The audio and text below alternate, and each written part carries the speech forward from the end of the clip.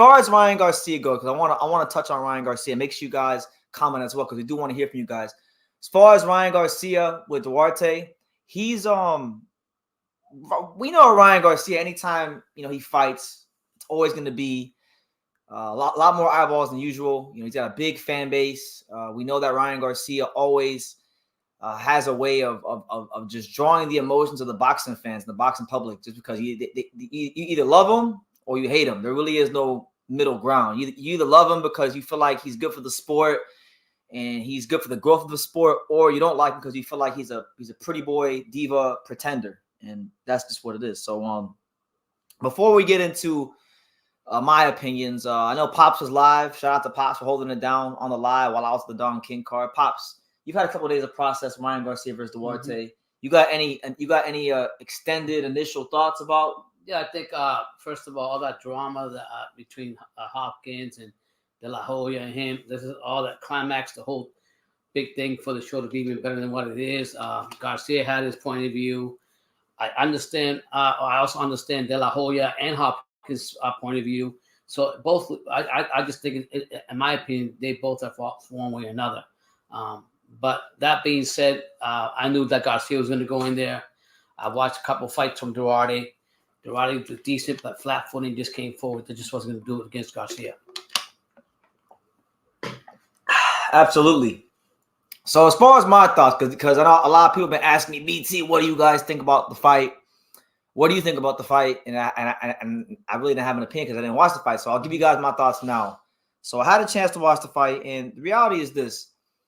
Oscar Duarte is who we thought he was. He was a tough, strong fighter, very durable, very game, but a very limited puncher.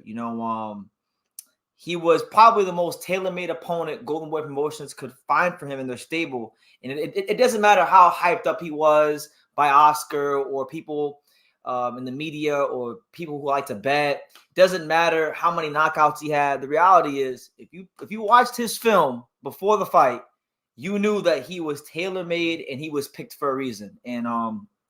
And watching the fight, go ahead. Do you think Barbosa, who just signed with Golden Boy? We're gonna get into that. Okay. Let me get off about my thoughts about this fight. Okay.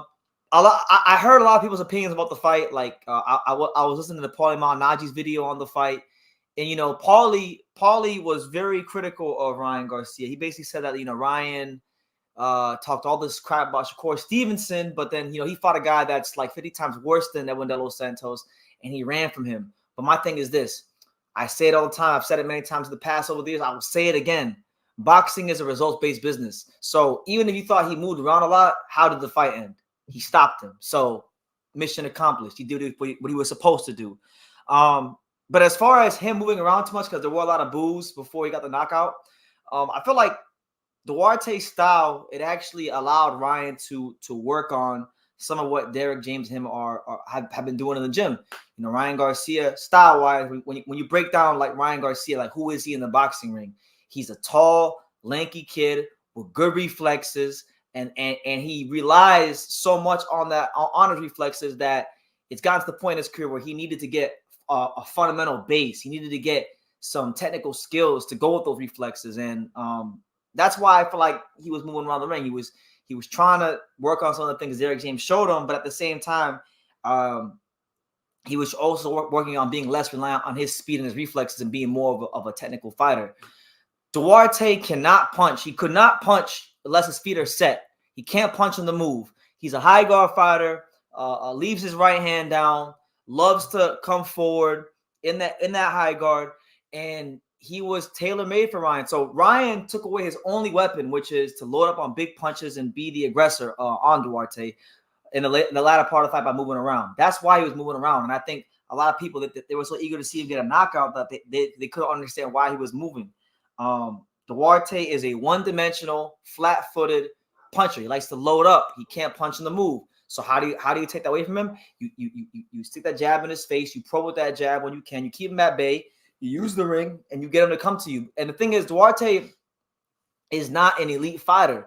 Duarte, just you could tell by the way he approaches Ryan. He's not, when he tries to cut the ring off, he's not trying to take little side steps to the side or you don't see him moving his torso, trying to slip punches as he comes forward.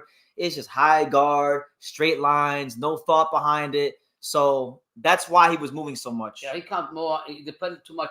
Duarte depended more on his power when he fought previous opponents. But there's levels to opponents that you fight, and I'll be honest with you, when he faced a fighter like Garcia, and that's not saying a lot about Garcia. Garcia, moved in angles and caused issues for him. But if Garcia would have stand there and wanted to stay stationary, he would have got pounded on by Duarte. I'll tell you that right now. So he's smart. He fought a smart fight. I'm glad he's with Derrick James, and hopefully they'll teach him more foot movement for Garcia and make him a better fighter than just coming out there using his speed and his power. All right. I want to take some time to acknowledge some of the comments. Shout out to the 11 of you here. Make sure you leave your comments down below. We got my main man, David Esther. He says, Ryan Garcia is a waste of our time. At least someone like Brandon Lee, for example, isn't getting paid millions. You know, and you know what's funny about that? I've always liked that. I've always wanted to see that fight. I felt like Ryan Garcia versus Brandon Lee would have been a good fight. They're kind of very similar in a sense. Dudes who are propped up at 140, athletic fighters, overly reliant on reflexes, big punchers. I thought that would have always been a good fight, but you know, I don't know what I don't even know what's going on in Brandon Lee's career. But last I heard of Brandon Lee, he got a new manager. I think he's with David McWater now, who's Teofimo Lopez's manager. So I get what you're coming. I get where you're coming from. And you can't get mad. I'll be honest. On Garcia's side, one thing I will say, I know Brandon won't say, but I gotta say, I can't stand the guy, his lawyer, Garcia's lawyer, Lupe Valencia. He's always got to put his nose where shit doesn't belong, or his nose in shit that doesn't belong. There was no reason for him to come out and speak in behalf of freaking Garcia with Hopkins and what's his name, Hobson and De La Hoya. Let Garcia say what he had to say as a man, and just left it at that. And that being said, Garcia made $30 million off De La Hoya. How can you go wrong and complain? It is what it is. People don't see that part. Next Gen Combat Sports. What's good, Chep? He says, what's up, y'all? He says, I actually think Duarte was having a little bit of head movement, and that's why Ryan started missing with his jab and had to get on his bike. Okay. Towards the end of the fight, his head movement declined. That's why he got clipped. Early in the fight, yes. But from round, what was it, 7 to 8, the last 2 rounds, he wasn't really moving his head or his torso that much. That's why Ryan was able to loop that right hand on the guard and then wound up hurting him. But I definitely think that did play a role. But listen, Oscar Duarte was what we thought he was, a very limited fighter. What I can say is, and I want to really speak about this, is the handful of when Oscar Duarte got past that lead, that lead left hand of Ryan, that lanky lead left hand, and he closed that gap, Ryan looked extremely uncomfortable. There were times where he was kind of turning his back. Yeah. The only thing with Oscar is Oscar doesn't have the athleticism or the legs to pivot around him or explode off to the side and change the angle on him. A fighter like let's say a Teofimo Lopez or a Rolly, someone who's either awkward or athletic, or rough. I feel like they would have a lot of success roughing up Ryan Garcia if they're able to get past that lead, that lead jab of his. So that was probably my biggest red flag, was the fact that Ryan Garcia, I know there was maybe some dirty things from Duarte, but just he was a little too quick to complain for my liking. So I feel like if he fights, a Rolly, a Tio, someone like that. I know Rolly came out and said he don't want to fight him because he said Ryan don't deserve to share the ring with me. But that's the problem with boxing. With boxers, always gotta have entitlements. They'll say what they want, make the fight happen. You're gonna make money, Rolly, if you got an opportunity. The only thing I will say, if you're gonna offer if Ryan Garcia's gonna offer his opponent some money, offer him a fair share, not 1.5 million or whatever the case was. I don't know which side offered that. Offer him a fair share, and that's where I have to agree with both fighters. Don't give me a sandwich with no bologna in it. We'll talk about that later on with Tio, but my thing is this: 1.5 million is a lot more than zero, and he ain't really fighting right now. He ain't fought since June. There's no fight in sight. You're talking about Garcia? I'm talking about Teofimo Lopez. He was offered 1.5 million to fight Ryan. Didn't want to fight, but we'll get to that later on. Yeah. We'll get to that later on. I wanted to really just focus on Ryan versus Duarte because I didn't really get a chance to speak about it. The Philly show, or the silly show, as a lot of people were saying. Ryan in the fight was fighting a lot out of the Philly show. This drew a lot of criticism from people. They wanted to know why or how or why the hell is he fighting in the Philly show? And honestly, I have no idea why he was fighting in the Philly show. But I'm gonna tell you this: he better put that Philly shell away when he steps up in class. Because I don't know who it was, but when he steps up in class, put that shit away. Put that shit away, because I mean, maybe it might have just been to show Duarte a different look for this specific fight. Maybe that was part of the plan, but that is not going to work for him. But we know that the Philly shell is a style of fighting. It's a defensive system that takes like years to master. I know people that have been boxing their whole life that never mastered the Philly shell. So to just be this deep into your career, 20 fights in, you never really had that time to learn the Philly shell, how to block, roll, counter, slip, hold your ground in the pocket, have different types of counters off the Philly shell. It's just not something that you want to be trying to be implementing in the middle of your career, unless it's something that you've been working in the gym repeatedly for years and years and years. Yeah. It's one of them styles where if you master it, like, you're good to go. But if you don't know what you're doing, you're gonna get fucked up badly. I remember when Adrian Broner, when he was finding these smaller guys, like Vicente Escobedo and Gavin Reese, he was doing that shit right in front of him, and they were punching him and didn't do anything to him. But then he tried doing that shit to Maidana, and Maidana put on his ass real quick. Yeah, so you can't just be aimlessly using the Philly shell unless it's something you've really like mastered and honed in on, because again, it's a very, very complex defensive system. So you're of basically boxing. saying if the seed wasn't planted from the beginning, It's just one of those things you shouldn't do. Yeah, it's like I don't know what I could compare it to, but it's like it's just one of those things. It's one of those things. If you didn't practice it for years and years and years, But I will say, just to even try to implement it and maybe to show some type of discipline on Ryan Garcia. I'm saying if it was actually Derrick James' idea to teach him to try something different and adjust to the fight to be instead of making a stupid mistake, then I get it. But you just can't go in there and I mean, a kid is not born just walking right away. Yeah, you have to crawl before you get there. And the same thing with Brendan is saying. If it wasn't planted in the seed early, then you don't need to be using it. Yeah. And if it doesn't fit your style, why try to change it now? Absolutely. So, in conclusion, as far as my thoughts on the performance, the positives are from Ryan. I saw a guy that definitely was thinking more. I saw a fighter that wasn't, as overly reliant on his reflexes and his speed as he normally is. So he's definitely trying to like listen to Derrick James and work on some things and be more fundamentally sound and find the happy medium between being a technical fighter and being a real good reflex fighter. But at the same time, there's some things that I would just from this fight just burn to the ground and don't break them out again, like the Philly shot. I think the Philly shell and the Philly shell is going to get him hurt at the higher levels. Like if he tries it against a better fighter who is more athletic. And I think Ryan, I'm not sure if this thing you can change because some fighters just don't like to be on the inside.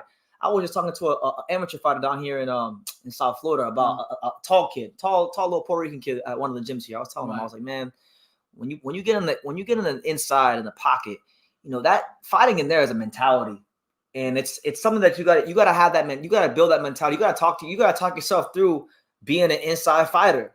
And I don't know if Ryan Garcia is going to be someone that can handle that type of pressure. I mean, we saw with Tank, right? Yeah. We saw with Tank when when the gap gets closed on him and he starts getting touched to that body. It's not something that he likes or it's something he's prepared for. But I will say if it's on Derrick James trying to add different wrinkles to see what he can do with Ryan Garcia to make him a better fighter. I'm not saying they should on game time or on fight night.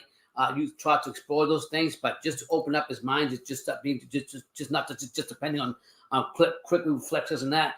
I can see that just for him just trying different things at training, not in actual fight that's going to actually backfire on you. Absolutely.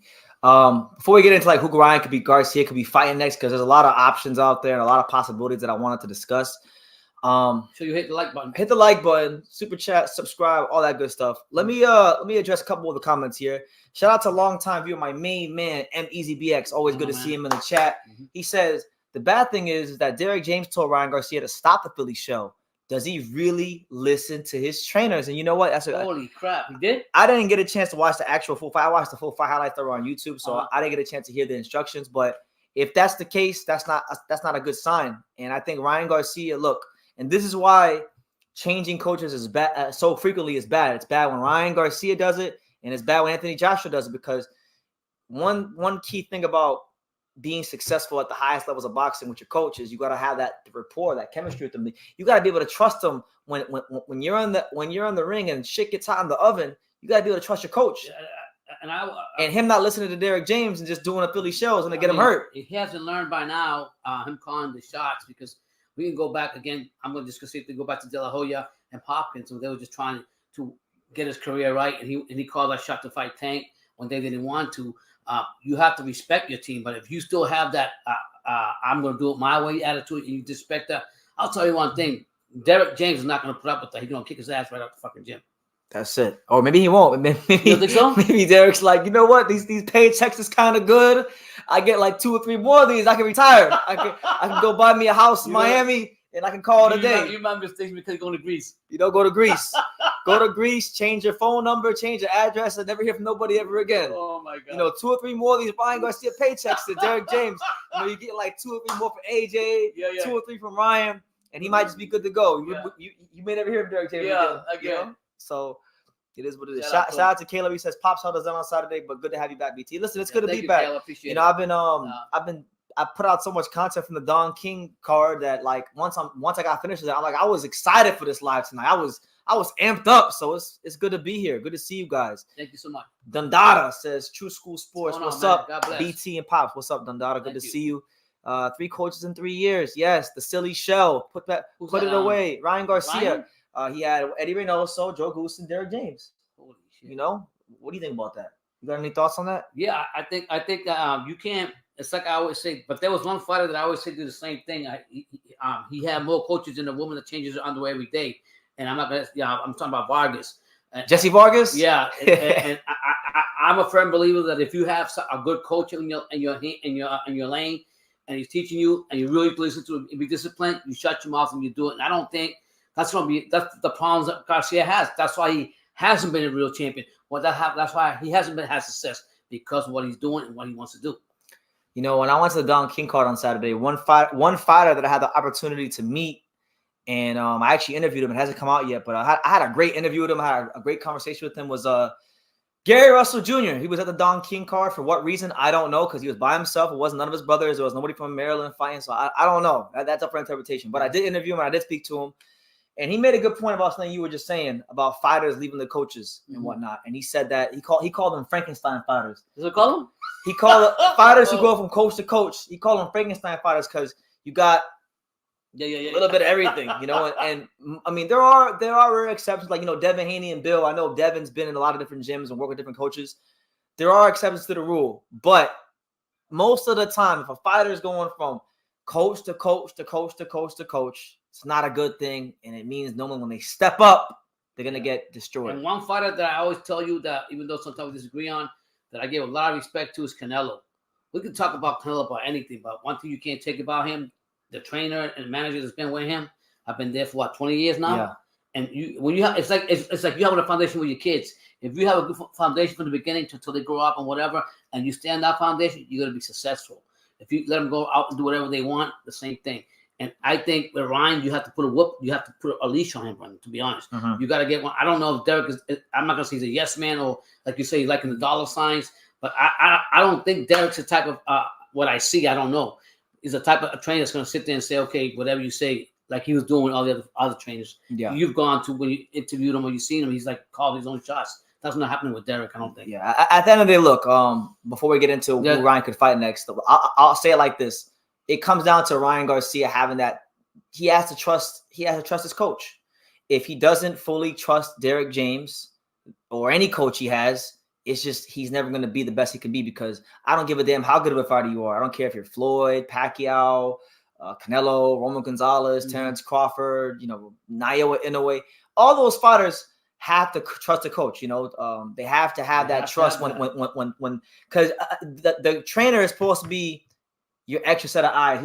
He's supposed to tell you what you can't see and guide you to victory the best way he sees fit. And you got to be able to trust the wisdom and advice he's giving you. And if you can't, then you're going to always go into a fight at a disadvantage. Yeah. So I just didn't like what the subscriber said, that James told him not to go use the Philly roll, and he still did it. No. Yeah. So